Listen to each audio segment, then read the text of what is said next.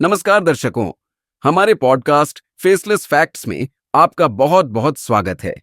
इस चैनल पर हम देश और दुनिया से जुड़े कुछ ऐसे तथ्यों से आपको परिचित कराते हैं जिनके बारे में बहुत चर्चा नहीं होती है। इस एपिसोड में आज हम बात करेंगे भारत के उस फौजी अड्डे के बारे में जो देश की धरती के बाहर एक ऐसे देश में बना हुआ है जो पाकिस्तान समेत सभी शत्रुओं के लिए सिर दर्द से कम नहीं। इस सैन्य ठिकाने के बारे में आज भी बहुत कम लोग जानते हैं। इस वीडियो में हम आपको केवल वे जानकारियां देंगे जो सार्वजनिक रूप से उपलब्ध हैं। कुछ रणनीतिक बातें हम आपकी समझ पर छोड़ते हैं। आगे बढ़ने से पहले इस चैनल को सब्सक्राइब कर लें, वीडियो को लाइक करना और इस विषय पर अपना कमेंट करना न भूलें। तो शुरू करते हैं। आपने सुना होगा कि अमेरिका, चीन और रूस जैसी महाशक्तियों ने दुनिया भर में अपने सैन्य अड्डे बना रखे हैं, लेकिन ऐसा करने वाले गिने चुने देशों की सूची में भारत भी है। मध्य एशिया या सेंट्रल एशिया में एक छोटा सा देश है ताजिकिस्तान। यहाँ की राजधानी है दुशांबे। वर्ल्ड मैप में देखें तो ताजिकिस्तान पीओके के गिलगिट बल्टिस्तान, पाकिस्तान और अफगानिस्तान के ठीक ऊपर है। पूर्व में इसकी सीमा चीन से भी लगती है। सोवियत संघ के टूटने के बाद 1991 में ताजिकिस्तान ने भी स्वयं को स्वतंत्र राष्ट्र घोषित कर दिया था। महाभारत के समय यह क्षेत्र कंबोज के नाम से जाना जाता था। बाद में यहां पर कुषाण वंश के राजाओं ने शासन किया। भारत पाकिस्तान में कंबोज सरनेम वाले जो लोग पाए जाते हैं उनका संबंध इसी क्षेत्र से है। इस्लामी आक्रमणों के समय बड़ी संख्या में कंबोज मूल के लोगों ने इस्लाम कबूल लिया, जबकि जो लोग वहां से विस्थापित होकर पंजाब, हरियाणा या आज के उत्तर भारत में आ गए, उनमें बड़ी संख्या में लोग हिंदू हैं। आज ताजिकिस्तान की लगभग 98% जनसंख्या इस्लाम को मानती है। इनमें भी अधिकांश सुन्नी हैं। ताजिकिस्तान में भी इस्लामी कट्टरता फैलाने के बहुत प्रयास होते रहे हैं, लेकिन अब तक वे बहुत सफल नहीं हुए हैं क्योंकि यहाँ के लोग स्वभाव से शांतिप्रिय होते हैं। कुछ वर्ष पहले अन्य इस्लामी देशों से आकर मौलानाओं ने युवाओं को भड़काना आरंभ किया था, लेकिन ताजिकिस्तान सरकार ने ऐसे तत्वों को ठीक उसी तरह से काबू कर रखा है जैसे चीन ने। ताजिकिस्तान उन कुछ इस्लामी देशों में है जहां मौलानाओं की तरह दाढ़ी रखने और महिलाओं के हिजाब पहनने पर प्रतिबंध है। ताजिकिस्तान में किसी भी तरह की इस्लामी पुस्तकें बाहर से लाकर बेचने पर भी बैन है। हालांकि इस्लामी कट्टरपंथ यहां भी एक समस्या के रूप में मौजूद है, लेकिन ताजिकिस्तान की सरकार उन पर अच्छे से नकेल कसकर रखती है। ताजिकिस्तान में भारत के 2 ओवरसीज मिलिट्री बेस है। पहले का नाम है आइनी एयरबेस, इसे गिस्सर एयरबेस के नाम से भी जानते हैं। दूसरे का नाम है फरखोर एयरबेस।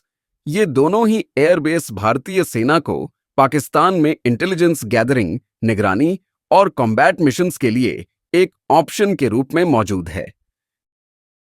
साल 2014 के बाद भारत ने दोनों एयरबेसों पर अपने सुखोई लड़ाकू विमान तैनात कर रखे हैं। इसके अतिरिक्त बड़ी संख्या में भारतीय सैनिक भी हर समय वहां पर तैनात रहते हैं। ताजिकिस्तान सरकार ने इसकी अनुमति रणनीतिक रूप से अपनी सुरक्षा को सुनिश्चित करने के लिए किया है। ये दोनों बेस पाकिस्तान के कब्जे वाले कश्मीर से मात्र लगभग 40 से 50 किलोमीटर दूर है। दुनिया भर के डिफेंस एक्सपर्ट्स का कहना है कि अगर भविष्य में कभी फुल स्केल वॉर होता है तो भारत के पास अवसर होगा कि वो पाकिस्तान पर पीछे से भी हमला कर सके। अब हम जानते हैं कि ताजिकिस्तान में भारत के ये दोनों एयरबेस कैसे और कब बने। सबसे पहले 1990 के दशक में भारत ने अफगानिस्तान सीमा के पास दक्षिणी ताजिकिस्तान के फरखोर इलाके में एक मिलिट्री हॉस्पिटल शुरू किया था। सोवियत सेनाएं वहां से वापस जा चुकी थीं। अफगानिस्तान में पाकिस्तान समर्थित तालिबान और नॉर्दर्न अलायंस के बीच सिविल वॉर चल रहा था। तालिबान का दक्षिणी और पूर्वी अफगानिस्तान पर नियंत्रण था, वहीं नॉर्दर्न अलायंस का उत्तरी अफगानिस्तान पर नियंत्रण था। ये ताजिकिस्तान की सीमा के पास है। भारत ने उस समय नॉर्दर्न अलायंस का समर्थन किया था, जिसकी अगुवाई अहमद शाह मसूद कर रहे थे। मसूद एक अफगान ताजिक गुरिल्ला लीडर थे। 9 सितंबर 2001 को मसूद पर एक आत्मघाती हमला हुआ। उन्हें इलाज के लिए भारत के बनाए उसी मिलिट्री हॉस्पिटल ले जाया गया, हालांकि डॉक्टर उन्हें बचा नहीं पाए। इस हमले के ठीक 2 दिन बाद 11 सितंबर 2001 को अल कायदा ने अमेरिका पर 9/11 का अटैक किया था। इस समय केंद्र में अटल बिहारी वाजपेयी की सरकार थी। उन्होंने ही विशेषज्ञों की सलाह पर सबसे पहले इस पर काम शुरू कराया। भारतीय सेना के एक्सपर्ट्स ने बताया कि दक्षिणी ताजिकिस्तान में स्थित गिस्सर मिलिट्री एरोड्रोम को विकसित किया जाए तो ये डील ताजिकिस्तान और भारत दोनों के लिए फायदे की होगी।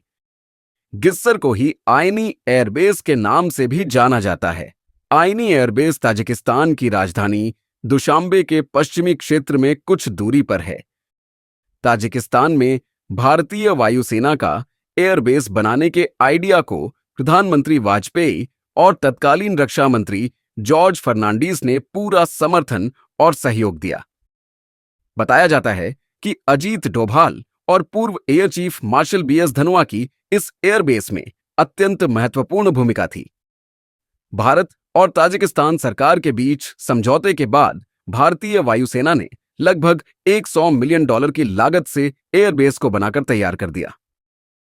2005 में जब इसका शुभारंभ हुआ तो बीएस धनोआ को पहला बेस कमांडर बनाया गया। 2014 में नरेंद्र मोदी सरकार बनने के बाद भारतीय वायुसेना ने अपने सुकोई 30 MKI फाइटर जेट्स को आइनी एयरबेस पर तैनात कर रखा है। साथ ही एयर डिफेंस सिस्टम और नेविगेशन के इक्विपमेंट भी भारतीय वायुसेना ने स्थापित किए हैं।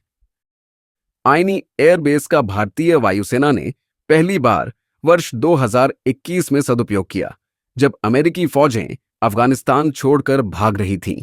उस वक्त भारत के सामने काबुल से अपने सैकड़ों नागरिकों और राजनयिकों को निकालने की बड़ी चुनौती थी। उन मुश्किल दिनों में आइनी एयरबेस बहुत काम आया था। आइनी एयरबेस से अगर कोई भारतीय लड़ाकू विमान उड़कर पाकिस्तान की ओर जाए तो उसे अफगानिस्तान की अंतर्राष्ट्रीय सीमा से गुजरना होता है। अफगानिस्तान के पास अपना कोई एयर डिफेंस सिस्टम नहीं है, इसलिए किसी सैनिक ऑपरेशन में फिलहाल भारतीय लड़ाकू विमानों को कोई समस्या नहीं होगी। एक और विकल्प यह भी है कि भारत वाखान कॉरिडोर से पाकिस्तानी कब्जे वाले कश्मीर में प्रवेश कर सकता है। यह पीओके और दक्षिणी ताजिकिस्तान के बीच एक नो मैन्स लैंड है। इस रूट पर भारत को शायद ही किसी प्रतिरोध का सामना करना पड़े। भारत अपने पायलटों की जान का जोखिम लिए बिना भी मिलिट्री ड्रोन का इस्तेमाल कर सकता है। ताजिकिस्तान में भारत के दोनों एयरबेस से पाकिस्तान की पेशावर सिटी सीधे निशाने पर है। इसके अतिरिक्त पूरी पश्चिमी सीमा और पीओके पर हर तरह के हवाई हमले किए जा सकते हैं। इसी रणनीतिक घेरेबंदी का परिणाम है कि पाकिस्तान आज अच्छी तरह से जानता है कि वो भारत से युद्ध में बहुत देर तक टिक नहीं सकता। ताजिकिस्तान के एयरबेस का सबसे बड़ा लाभ यह है कि यहां से पाकिस्तान और चीन दोनों की नकेल कसी जा सकती है। हालांकि यह रणनीतिक बढ़त बनी रहे, इसके लिए आवश्यक है कि ताजिकिस्तान में राजनीतिक स्थिरता रहे, अन्यथा मालदीव जैसी स्थिति यहां भी हो सकती है।